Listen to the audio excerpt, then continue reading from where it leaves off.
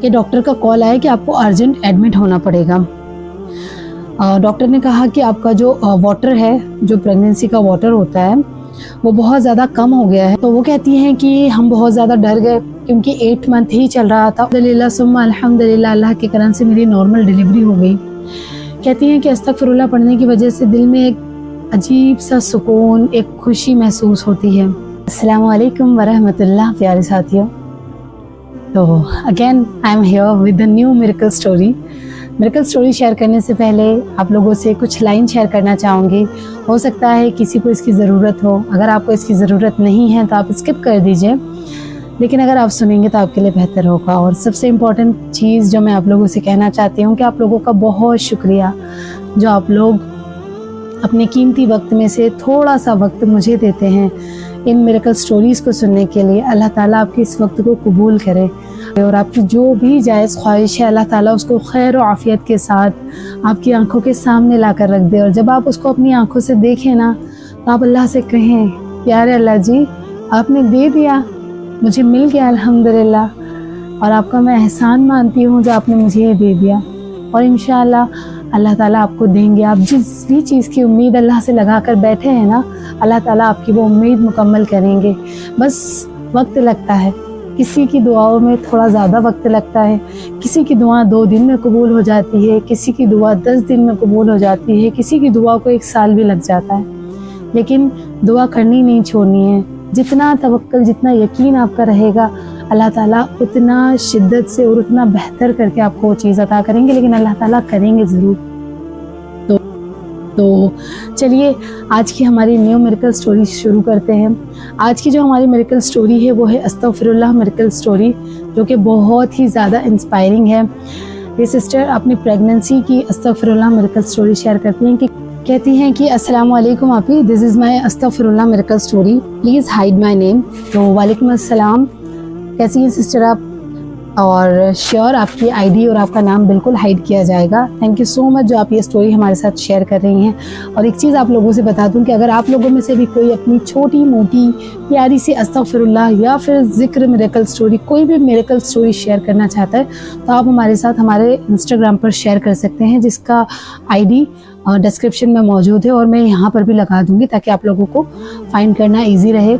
अगर आप अपनी मिरेकल स्टोरी शेयर करेंगे तो लोगों के लिए इंस्पिरेशन होगी, लोगों के लिए तवक्कल और ईमान में आगे बढ़ना आसान होगा। और अगर आपकी एक स्टोरी की वजह से किसी का थोड़ा सा फ़ायदा हो जाता है तो इंशाल्लाह अल्लाह ताला आपको भी अजर देंगे। जैसे आप इनकी स्टोरी सुनकर अस्तगफिरुल्लाह की तरफ, दुरूद शरीफ की तरफ, तहज्जुद की तरफ भागते हैं, ऐसे ही आपकी स्टोरी सुनकर अगर कोई अस्तगफिरुल्लाह की तरफ आ गया, कोई तहज्जुद की तरफ आ गया, खुद सोचें कि आपको अल्लाह के पास से कितना ज़्यादा अजर मिलेगा।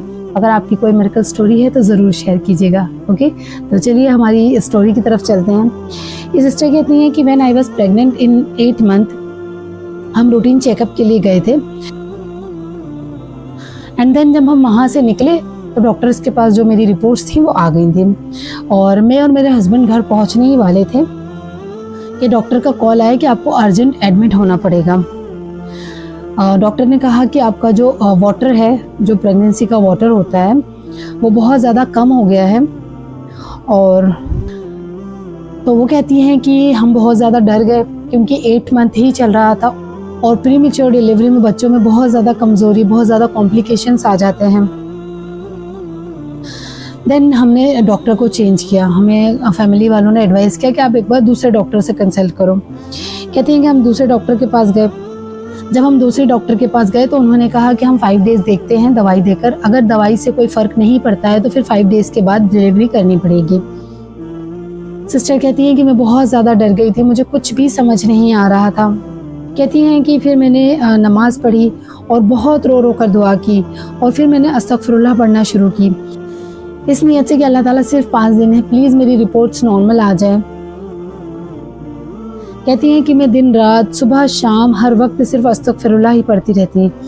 उस टाइम मुझे कुछ ज़्यादा काम भी नहीं होता था क्योंकि डॉक्टर ने मुझे बेड रेस्ट कहा था, तो मैं हर वक्त अस्तगफिरुल्लाह पढ़ती रहती थी। और कहती हैं अल्हम्दुलिल्लाह सुम्मा अल्हम्दुलिल्लाह 5 डेज़ बाद जब मेरी नेक्स्ट रिपोर्ट कराई गई तो अल्हम्दुलिल्लाह जो मेरा वाटर था वो 3 पॉइंट्स बढ़ गया था, इंक्रीज़ हो गया था। कहती हैं कि अल्हम्दुलिल्लाह फिर डॉक्टर ने देखा तो डॉक्टर ने कहा कि अब कोई डेंजर की बात नहीं है, अब आउट ऑफ डेंजर है, अब अल्लाह की कोई प्रीमेच्योर डिलीवरी की ज़रूरत नहीं है।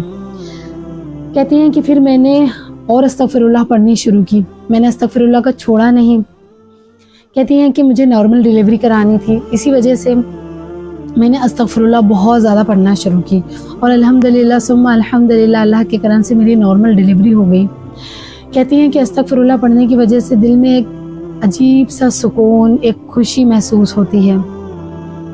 तो कहती हैं कि जो भी लोग आपकी स्टोरी सुनते हैं मैं उनसे यही कहना चाहूँगी कि जितना हो सके अस्तगफिरुल्लाह पढ़ें, इंशाअल्लाह अल्लाह ताला आपकी भी दुआएं सुनेंगे, आपके लिए भी आसानी करेंगे।